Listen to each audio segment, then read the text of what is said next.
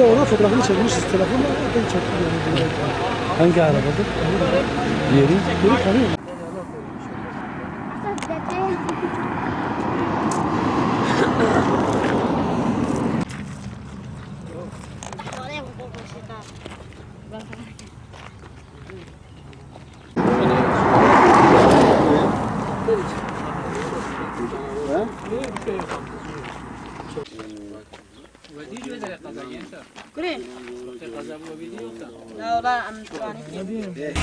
Sabah gelmiş, öğle saatinden sonraydı herhalde. Buradan herhalde bu küçük minibüs solama yapıyordu. Sonra tırdan kaçarken burada savrulmuş, direksiyon hakimiyetini kaybetmiş. Bu şeride gitmiş, takla atmış tabii o arada.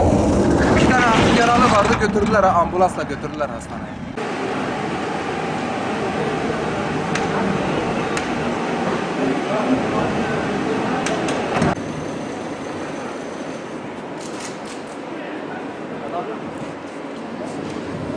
Yani biz tırın sıkıştırması sonucunda şarampolda yuvarlandık. Bu şekilde kaza meydana geldi.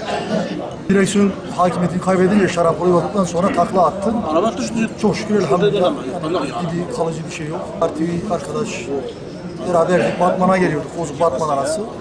Ciddi bir şey yok. Ufak tefek sıyrıklar var.